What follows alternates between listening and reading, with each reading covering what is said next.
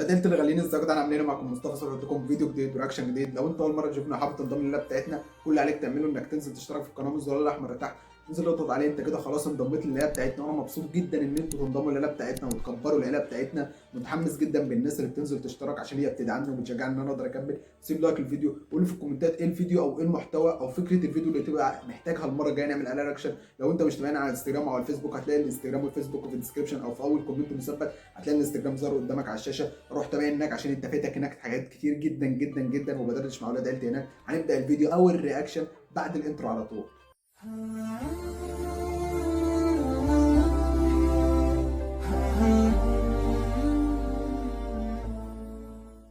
بصوا يا جدعان، فكره فيديو النهارده مختلفه جدا جدا جدا. احنا هنعمل رياكشن عن حقائق في الجزائر، وانا متحمس جدا ان انا يعني في حاجات كتيره جدا عايز اعرفها. ليه اسمها الجزائر؟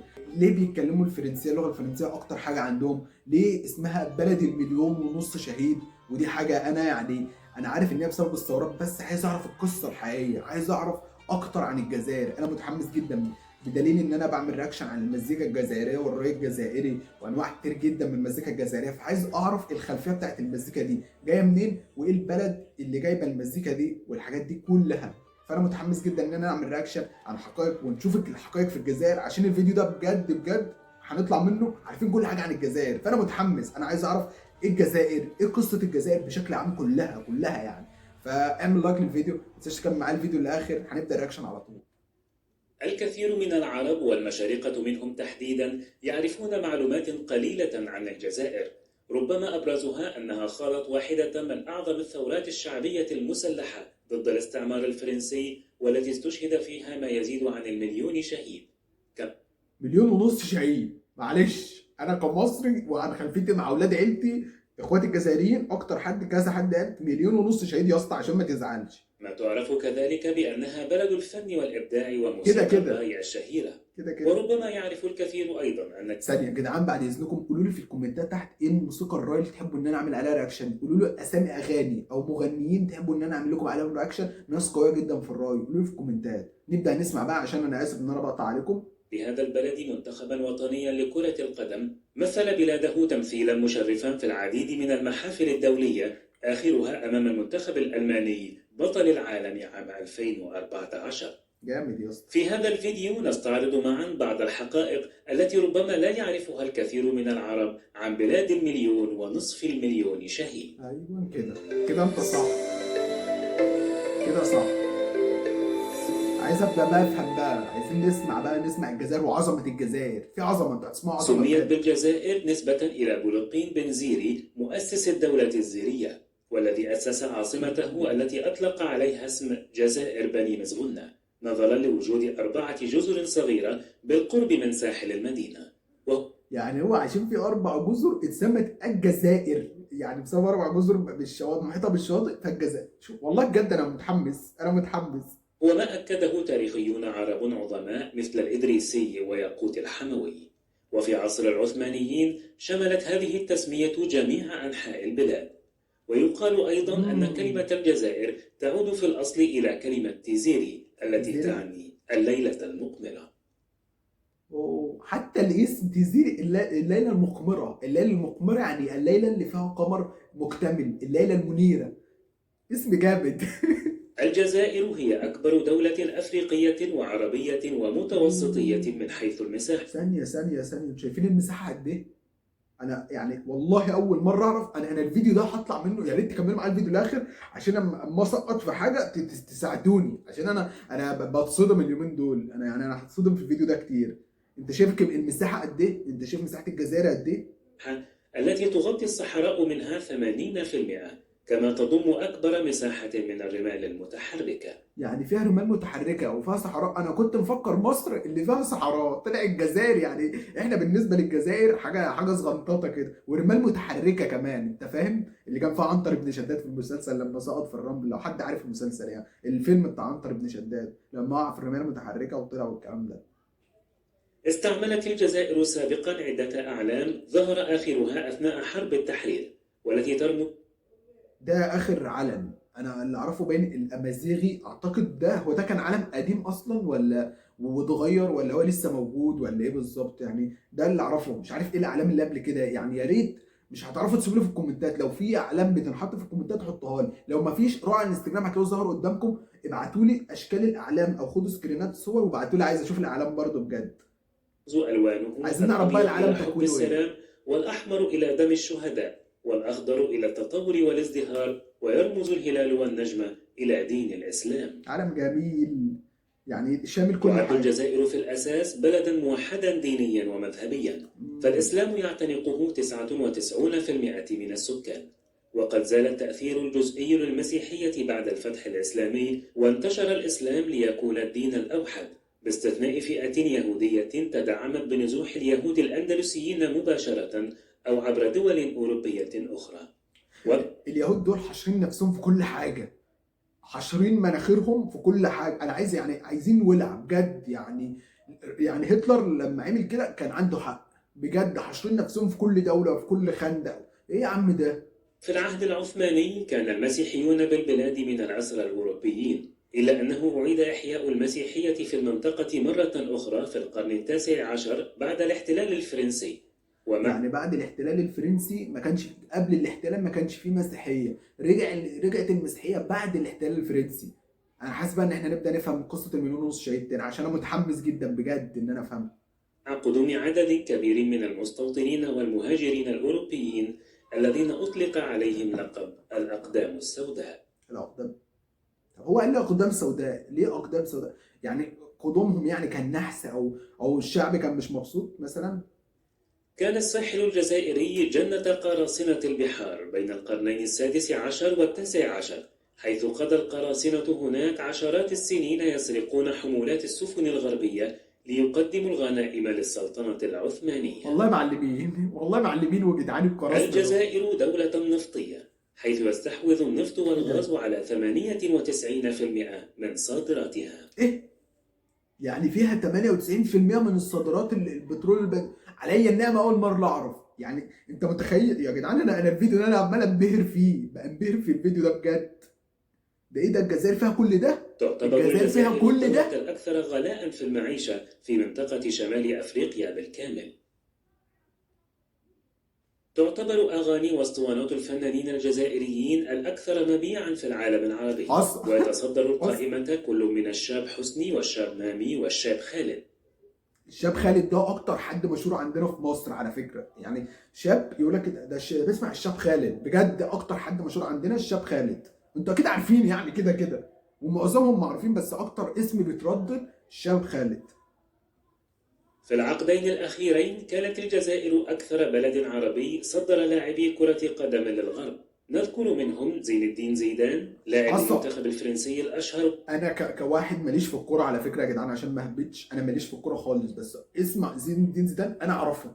تخيل، عايز تعرف في لاعب مشهور أو شخص مشهور أو حد مشهور، روح للي مش مهتم بالحاجة وقول له اسمه، لو عرفت إن هو عارف اسمه كده خلاص الراجل ده مشهور. يعني زين الدين زيدان أنا أسمع عنه وأعرفه جدا يعني، وأنا ماليش في الكورة أصلا، فأنت متخيل شهرته قد إيه؟ ومدرب نادي ريال مدريد حاليا كده. وكريم بنزيما لاعب ريال مدريد الاسباني، ورضا محرز لاعب ليستر سيتي الانجليزي. يا اسطى ده كده الجزائر مصدره شويه لعيبه ولاد حلال يعني، لعيبه كتير جدا. انتوا الجزائر كلها لعيبه ولا إيه؟ انا مش فاهم. وسفيان فيغولي لاعب فالنسيا الاسباني، والعربي هلال سوداني لاعب دينامو زغرب الكرواتي، واسلام سليماني لاعب سبورتينغ لشبونه البرتغالي. كل ده.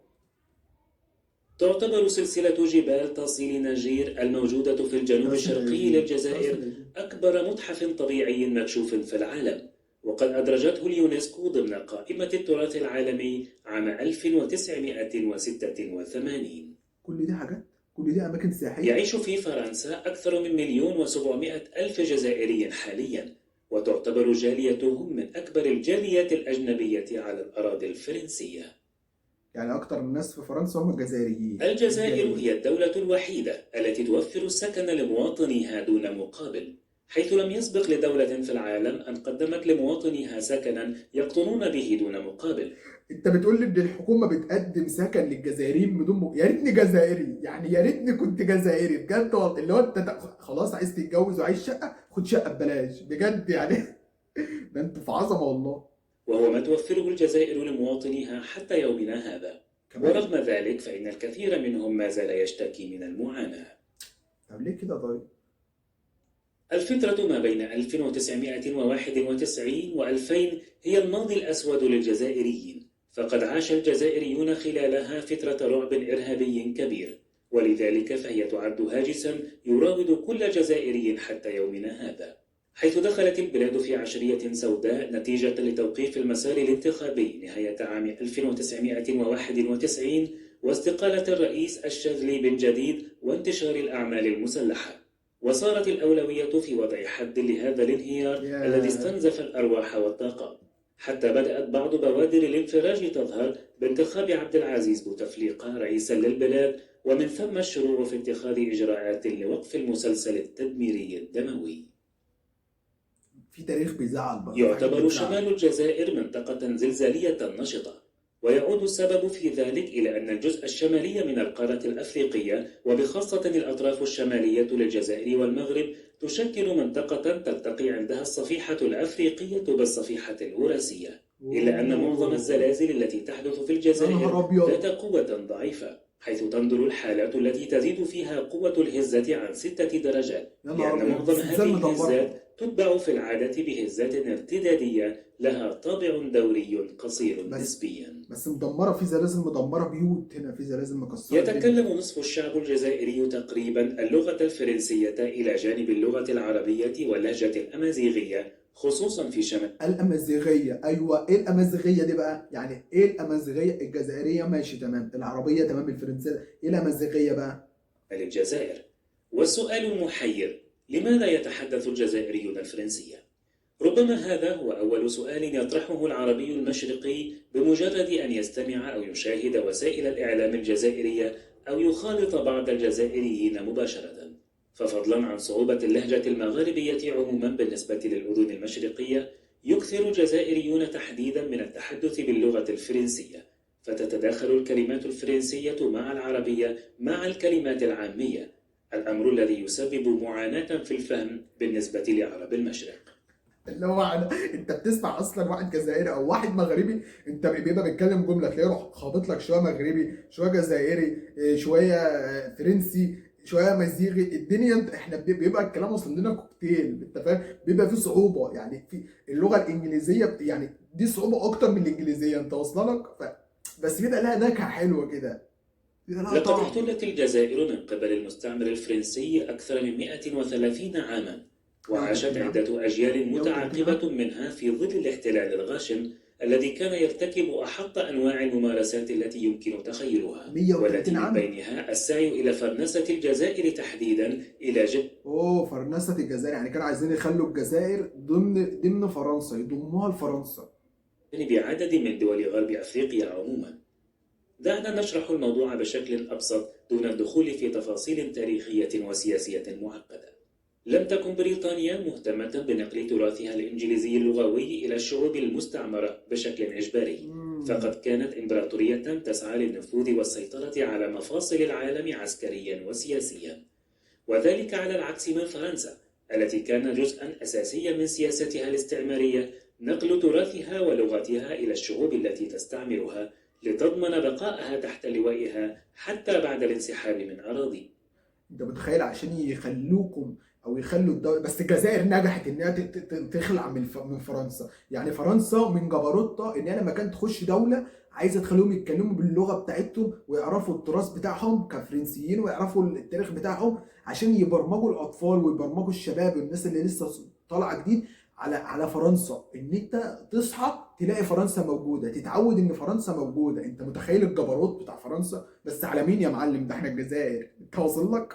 مش هتعرف تسلك وقد معانا. استطاعت الجزائر دحر الاستعمار الفرنسي من أراضيها اسود، بثورتها طلع الجزائريين دول التي اسود. سقط فيها أكثر من 1,000,000 شهيد. مليون ونص، وبعد مليون الاستقلال ونص، حافظت وبصعوبة مليون في ونص البداية شهيد، على لغتها العربية إلى مليون جانب ونص شهيد. الأمازيغية التي استردت عافيتها مع أجيال الشباب الجزائري الذي ولد سود مؤخرا. يالا، واليوم سود. يتحدث نصف الجزائريين اللغة الفرنسية بشكل أساسي إلى جانب العربية والأمازيغية. ويمكن القول أن مدن الساحل الجزائري تحديدا هي الأكثر تأثرا بالثقافة الفرنسية والتي تقل تدريجيا كلما توجهنا نحو جنوب الجزائر. انا بشكر الراجل اللي عمل الفيديو او جمع التلخيص وجمع المعلومات دي، عشان بجد انا كواحد مصري او كمصطفى وانا بعمل رياكشن استفدت. حتى اللغه بتاعته كويسه جدا وواضحه جدا وسلسه جدا، فهمنا كل حاجه. بجد كفكره فيديو انا فهمت كل حاجه، فهمت الجزائر، فهمت تاريخ الجزائر، فهمت كل حاجه بتحصل في الجزائر من كبيرها لصغيرها.